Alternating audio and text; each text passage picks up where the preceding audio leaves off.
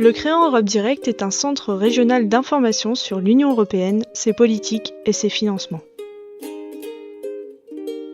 Il contribue au développement régional par l'ouverture des acteurs territoriaux à l'Europe.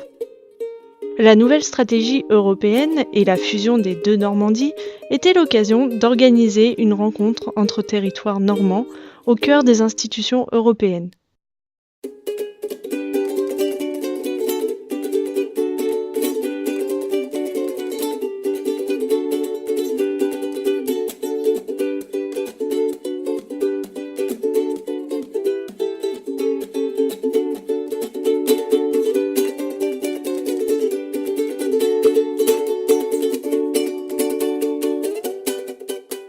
Ainsi, une trentaine d'élus et d'agents de développement territorial de Normandie ont été accompagnés par le Créant sur 2 jours d'échanges normands et européens à Bruxelles. Et chacun avait ses propres attentes. De découvrir un fonctionnement d'institutions qu'on voit de loin, qu'on ne maîtrise pas et dont on a un certain nombre d'a priori. Et donc ça permet de mieux comprendre le fonctionnement et d'avoir une meilleure analyse. Moi tout d'abord c'était pour rencontrer les acteurs, qui soient normands que je connais déjà, mais ça noue une relation autre par rapport à l'ambiance qu'il peut y avoir, et puis rencontrer les acteurs aux normands avec lesquels on va devoir travailler aussi. Pour faire une petite balade à Bruxelles et mieux connaître le Créant, parce que je ne connaissais absolument pas le Créant. Et je suis très content d'être venu rien que pour ça. Dès notre arrivée à Bruxelles, nous avons rencontré notre premier intervenant, Dominique Riquet, député européen de la circonscription Nord-Ouest, notre circonscription. Il nous a parlé du rôle du Parlement européen et du processus de vote des lois européennes. Vous voyez, la nécessité qu'a le Parlement de représenter à la fois 550 millions d'habitants et puis 28 pays différents, ça aboutit à une composition d'une assemblée qui est représentative, c'est clair. Elle est représentative, et en même temps, elle est extrêmement bigarrée. La diversité régionale, nationale, culturelle, politique, etc., fait que chacun, finalement, est une espèce d'organisme particulier. Et que comme il n'y a pas de majorité constituée, une espèce de phalange grecque qui évoluerait comme ça d'une manière massive, malgré les disciplines de vote, parfois relatives, ça veut dire quoi ? Ça veut dire qu'il faut qu'on s'entende. Parce que si chacun tire à lui et à dire, il n'y aura jamais d'entente sur aucun texte, et on n'arrivera jamais à faire avancer cette machine européenne.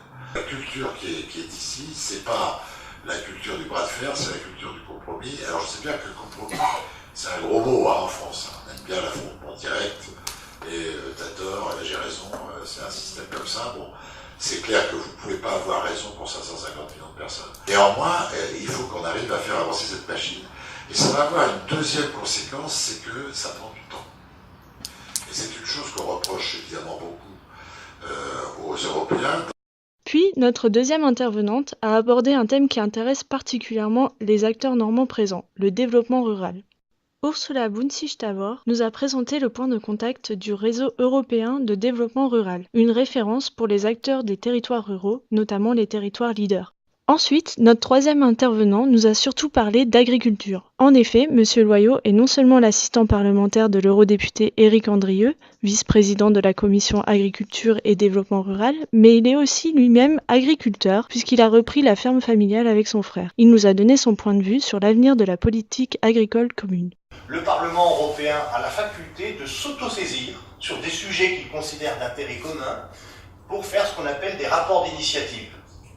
Alors ça c'est important parce que c'est souvent aussi une manière de relayer un certain nombre d'idées, un certain nombre de réflexions, de travaux qui peuvent être conduites par des citoyens ici ou là. Et là je vais vous parler de cette manière-là du rapport que Éric Andrieux est en train de conduire aujourd'hui. Et ce rapport d'initiative-là, l'objectif c'est de donner un petit peu des pistes, des orientations pour le futur de la PAC. Voyez-vous, ça permet de donner des idées pour l'avenir. Et que là-dessus, on a fait un premier travail consistant à constater que la PAC, puisque le thème du rapport, c'est la PAC peut-elle créer des emplois dans les zones rurales. En posant cette question-là, on apporte déjà un peu la réponse. Évidemment qu'aujourd'hui, la PAC n'aide pas suffisamment l'emploi. Donc là, dans un premier temps, on a essayer de décrypter à travers la PAC quels sont les outils, et on a relevé quelques-uns tout à l'heure, surtout en parlant du développement rural, de quelques outils qui peuvent être ciblés davantage sur les questions de l'emploi. Alors on le fera aussi sur les questions du premier pilier, naturellement. Et ensuite, on va envisager quelque chose qui est plus prospectif, pour essayer d'envisager des idées qui peuvent être mises sur la table pour demain, pour qu'il y ait une PAC qui s'appellera peut-être PAC, une politique agricole, alimentaire et territoriale, puisque les idées que l'on a, et là je vous les livre, et elles ne sont pas totalement arrêtées encore, c'est l'idée d'avoir une agriculture qui est plus durable, d'une part, qui est plus relocalisée, une agriculture qui est plus autonome, une agriculture qui est plus diversifiée, et une agriculture aussi qui travaille davantage sur les territoires avec l'ensemble des autres acteurs du territoire. Donc on est un peu dans l'approche leader. Enfin, Gérard Peltre, président de Ruralité, Environnement, Développement et du Mouvement européen de la ruralité, a conclu cette première journée d'échange en alertant les participants sur la nécessité de travailler dès maintenant à la ruralité dans la stratégie européenne post-2020 pour une véritable cohésion territoriale européenne. Tous les territoires et les acteurs doivent se mobiliser notamment à travers l'appel pour la rédaction par la Commission européenne d'un livre blanc sur la ruralité. Après cette première journée intense en réflexion, les acteurs normands ont pu se détendre en allant découvrir Bruxelles by Night et en profitant d'une bonne nuit de sommeil à 2 pas de la Grand Place. Le lendemain, nous sommes allés découvrir la Commission et son fameux bâtiment, le Berlaymont. La journée a débuté avec une présentation générale mais très dynamique des institutions européennes et de leur rôle. Une bonne occasion de se rafraîchir la mémoire. Et quels sont les objectifs de l'Union européenne, mesdames et messieurs ? C'est un marché unique, un marché commun. Absolument. Le marché interne est vraiment l'objectif principal de l'Union européenne. Attention, le marché unique, le marché intérieur, avec les 4 libertés. Et j'insiste, 4 libertés. Libre circulation de biens, libre circulation de services, libre circulation de capitaux, et oui, mesdames, messieurs, libre circulation de personnes. Puis nous avons pu échanger sur la vision de la Commission européenne de la politique régionale et sur les aides en faveur du développement territorial urbain et rural avec José Fleuret. Enfin, nous avons pu en apprendre plus sur une des priorités de la Commission Juncker, le marché unique du numérique, un enjeu important pour les territoires normands avec Franck Boissière. Après ces 2 jours passés à découvrir la vision de l'Europe des institutions européennes à travers ces différents intervenants, nous avons demandé aux acteurs normands. Et vous, quelle est votre vision de l'Europe ? Pour ce qui me concerne, je me sens parfaitement européen. Je passe le message en ce sens auprès des générations qui nous suivent, particulièrement mes enfants et petits-enfants. Et ce voyage à Bruxelles nous amène des arguments complémentaires. Pour moi, l'Europe, c'est Sophocle, c'est Montaigne, c'est Rembrandt, c'est Goethe, etc.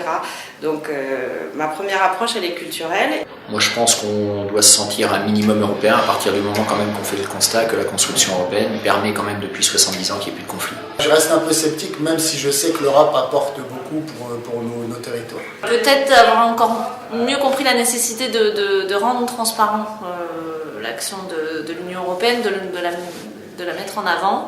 Et puis une meilleure envie aussi, ou une plus grande envie de m'impliquer dans la gestion des fonds européens, ce qui n'est pas le cas pour l'instant au département.